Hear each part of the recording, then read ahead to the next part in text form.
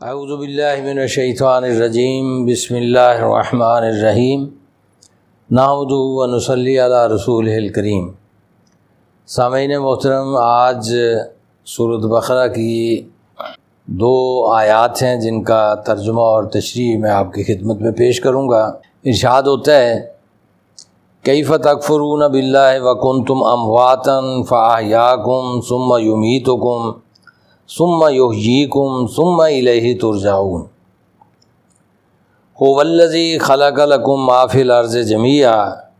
ثم استوى الی السماء فسواہن 7 سماوات وہو بکل شیء علیم۔ کیف تکفرون باللہ، کیسے تم انکار کرو گے اللہ کا، وکنتم امواتا، کہ تم مردہ تھے، فاحیاکم، اس نے تمہیں زندگی بخشی، ثم یمیتکم، پھر وہ تمہیں موت دے گا، ثم یحییکم، پھر وہ تمہیں اٹھا کھڑا کرے گا، ثم الیہ ترجعون، پھر تم اس کی طرف لوٹائے جاؤ گے، اس کے سامنے پیش ہونے کے لیے تم جمع کیے جاؤ گے۔ هو الذی خلق لکم ما فی الارض جمیعا، اللہ وہ ذات ہے جس نے پیدا کیا تمہارے لیے ما فی الارض جمیعا، جو کچھ زمین میں ہے سب کا سب، ثم استوی الی السماء، پھر وہ آسمان کی طرف متوجہ ہوا، فسواہن 7 سماوات، اور 7 آسمان استوار کر دیے، وَهُوَ بِكُلِّ شَيْءٍ عَلِيمٌ، اور ایسی عظیم ہستی وہ ہر چیز کا علم بھی رکھتا ہے۔ معزز سامعین، یہ پھر تصور خدا کی بحث ہے۔ اللہ تعالیٰ نے اپنا تعارف کروایا ہے، اور اللہ کا تعارف ہی اصل ہے کہ جب ہم اللہ کے بندے ہیں تو ہمیں اللہ کو پہچاننا بھی چاہیے اور اللہ کو جاننا بھی چاہیے، اور اللہ کے ساتھ ہمارا تعلق بھی محبت کا بنتا ہے، قربت کا بنتا ہے، اور ہم اس کے بندے ہیں تو بندگی میں ہمیں زندگی گزارنی ہے۔ یہ قرآن مجید ہے جو اللہ کی طرف سے کتاب ہدایت بن کر آیا ہے، ہماری رہنمائی کے لیے آیا ہے۔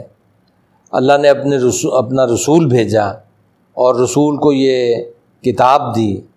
اور اس کی ذمہ داری یہ لگائی کہ اس کتاب کو نہ صرف انسانوں تک پہنچاؤ بلکہ اس کی وضاحت بھی کرو، ان کو سمجھاؤ بھی، اور اس کے اندر جو کچھ لکھا ہوا ہے اس پر عمل کر کے دکھاؤ۔ اب یہاں پہ جو آغاز ہوا ہے کہ کیف تکفرون باللہ، تم کیسے اللہ کا انکار کر سکتے ہو۔ اب اللہ کا انکار کرنے والی قومیں تو دنیا کے اندر کوئی موجود، اب چائنا اور رشیا تھے جنہوں نے کمیونزم کا نظریہ پیش کر کے اللہ کے انکار پر اپنی سلطنتوں کی بنیاد رکھی۔ ادروائز ماضی میں جتنی بھی دنیا ہے وہ مذہبی کی دنیا رہی ہے، اور ایک بالا تر ہستی کا تصور سب کے ہاں موجود رہا ہے۔ بطور خاص قرآن مجید کے جو مخاطبین ہیں، چاہے وہ مشرکین مکہ ہوں، وہ حضرت ابراہیم علیہ السلام کے دین حنیف کے پیروکار تھے، اور یہود وہ حضرت موسیٰ علیہ السلام کی تعلیمات کے پیروکار تھے، اور نصارہ وہ حضرت عیسیٰ علیہ السلام کی تعلیمات کے پیروکار تھے۔ لہٰذا قرآن جن سے مخاطب ہے وہ اللہ کے منکر نہیں تھے بلکہ اللہ کو ماننے والے تھے۔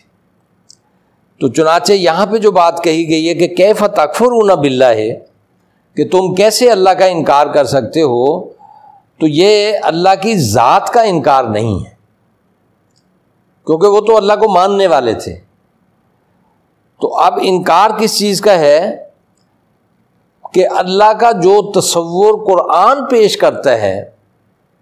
جس میں شرک کی گنجائش نہیں ہے، اللہ کے ساتھ کسی اور ہستی کو اللہ کے اختیارات اور حقوق کے ساتھ ماننے کی گنجائش نہیں ہے، جی اللہ واحد ہے، احد ہے، صمد ہے، لم یلد ولم یولد ہے، اور ولم یکن لہ کفوا احد ہے، تو ایسا اللہ جس کا تصور قرآن پیش کرتا ہے، اس کے انکار کی کوئی گنجائش نہیں ہے ان لوگوں کے لیے کہ جنہوں نے اپنے اپنے معبود بنا رکھے ہیں اور ان کے سامنے جھک رہے ہیں، جیسا کہ پیچھے بھی گزرا ہے کہ لا تجعلوا للہ اندادا، اللہ کے مد مقابل نہ ٹھہراؤ، باوجود اس کے کہ تم جانتے ہو کہ اللہ جیسا کوئی نہیں۔ تو گویا قرآن مجید کے تصور خدا کا انکار کرنے کی کوئی گنجائش کسی کے پاس نہیں ہے، اگر وہ غور کرے اس بات پر۔ کس بات پر؟ کہ تم مردہ تھے، ہر انسان پیدا ہونے کے سے پہلے وہ عدم ہے، تو عدم سے وجود میں تمہیں کون لایا؟ اللہ، اور اللہ کے ساتھ کوئی شریک تھا نہیں۔ تو جب آپ کو زندگی مل گئی، اب تم نے جو اللہ کے ساتھ شریک کر لیے ہیں کہ جی وہ بھی دخیل، وہ بھی دخیل، اس کے پاس بھی غیبی طاقت، وہ بت، ہاں جی وہ شخصیت، وہ ہستی، تو ان کو آپ نے شریک کر لیا ہے۔ آخر اس کی بنیاد کیا ہے؟ کوئی بنیاد نہیں ہے۔ تم مردہ تھے، تمہیں اس نے پیدا کیا، صرف اللہ نے پیدا کیا، پیدا کرنے میں اللہ کے ساتھ کوئی شامل نہیں تھا۔ ثم یمیتکم، پھر وہ تمہیں موت دے گا۔ موت بھی اللہ دیتا ہے، موت کا جو نظام ہے یہ بھی اللہ نے بنایا ہوا ہے، جو آیا ہے اسے جانا ہے، اور موت دینے میں بھی کوئی اس کا شریک نہیں ہے۔ اور ثم یحییکم، پھر وہ اکیلا ہی تم سب کو اٹھا کھڑا کرے گا، دوبارہ زندگی دے گا۔ ثم الیہ ترجعون، پھر تم اسی کی طرف لوٹائے جاؤ گے، اس کے سامنے پیش ہونے کے لیے۔ یعنی جنہوں نے اپنی زندگی اللہ کی رضا کے مطابق گزاری ہوگی وہ اللہ سے انعام پائیں گے، اللہ کی رحمتوں میں ہوں گے، اللہ کی جنتوں میں داخل کیے جائیں گے۔ اور جنہوں نے اپنی زندگی اللہ کی نافرمانی میں گزاری،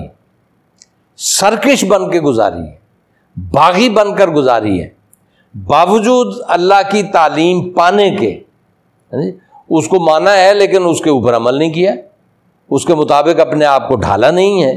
تو ان کا کیا ہوگا؟ ان کو سزا ملے گی۔ سب کے سب تم انہی کے، اللہ ہی کی طرف تم لوٹائے جاؤ گے، وہاں پہ اللہ ہی کا فیصلہ ہوگا، اور وہ فیصلہ اٹل ہوگا، اور وہ فیصلہ آپ کے اعمال کی بنیاد پہ ہوگا، اور جن کے نیک اعمال وزنی ہوں گے وہ خوش قسمتی کی زندگی میں ہوں گے، اور جن کے نیک اعمال کم ہوں گے تو اعمال کا پلڑا ہلکا ہوگا، نیک اعمال کا پلڑا، وہ اللہ کی ناراضگی کا مستحق بنیں گے، ان پر اللہ کی ناراضگی آئے گی، وہ جہنم کی زندگی میں جائیں گے۔ تو یہ بات اللہ تعالیٰ نے واضح فرمائی ہے یہاں پہ کہ موت و حیات کا مالک اللہ ہے، اور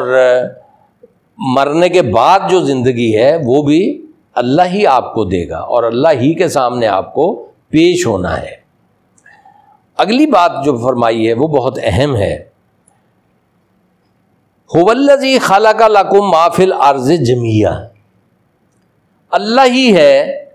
جس نے تمہارے لیے پیدا کیا ہے جو کچھ زمین میں ہے، سب کا سب۔ اللہ نے زمین میں سب کا سب انسانوں کے لیے پیدا کیا۔ اب اس کی کئی جہتیں ہیں۔ پہلی جہت تو وہی ہے کہ اللہ کی قدرت کا آپ قائل ہو جائیں، اللہ کی عظمت کے قائل ہو جائیں، اللہ کے اس احسان کو جانیں کہ اللہ نے ہمیں پیدا کیا اور ہم نے پیدا کرنے سے پہلے ہی اللہ نے ہماری زندگی کے اندر زندگی کے لیے یا ہمارے لیے بے شمار اشیاء ہمارے پیدا ہونے سے پہلے ہی زمین کے اندر پیدا کر دیں۔ ایک اس کا یہ پہلو ہے کہ جس سے توجہ جاتی ہے کہ اللہ کے علاوہ کسی کی پوجا نہیں کرنی، کسی کے سامنے جھکنا نہیں ہے، کسی کے سامنے ہاتھ نہیں پھیلانا، اور کسی پہ ایسا بھروسہ نہیں کرنا کہ وہ غیبی طریقے سے ہمارے حالات کو ٹھیک کر دے گا یا خراب کر دے گا۔ ہاں جی، صرف اللہ سے لو لگانی ہے، اللہ کے سامنے جھکنا ہے، اللہ سے دعا کرنے کے لیے ہاتھ اٹھانے ہیں، اللہ کے سامنے مانگنا اللہ سے ہے۔ تو ایک پہلو اس کا یہ ہے کہ اس نے ہمارے پیدا ہونے سے پہلے ہی پوری زمین کے اندر کی ساری نعمتیں ہمارے لیے پیدا کر دی ہیں۔ دوسرا پہلو اس کا اجتماعی زندگی سے متعلق ہے۔ اجتماعی زندگی میں مختلف قسم کے نظریات آئے ہیں معاشی زندگی کے حوالے سے کہ انسان کی بنیادی ضروریات پوری کرنے کا کیا سامان ہونا چاہیے۔ کمیونزم آیا، اس نے انفرادی ملکیت کا خاتمہ کر دیا اور ریاست کی ملکیت سب کچھ قرار دے دیا اور شہریوں پر لازم کر دیا کہ وہ اپنی اپنی صلاحیت کے مطابق کمائیں اور ریاست کو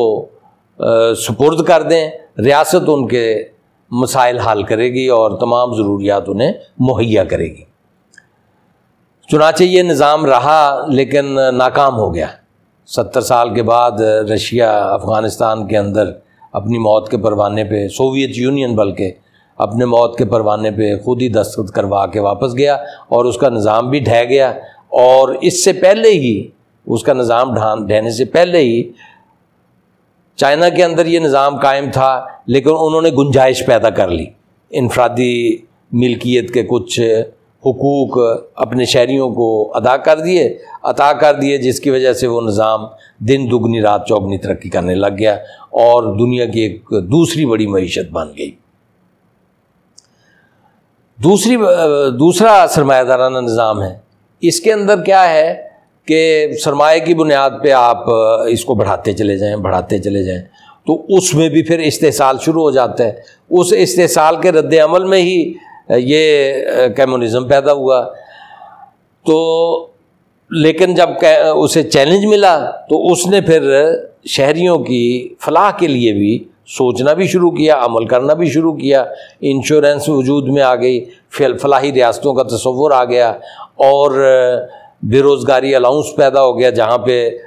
ترقی یافتہ ممالک تھے۔ لیکن جو ترقی پذیر دنیا ہے وہ اپنی پستی میں پڑی ہوئی ہے ابھی تک۔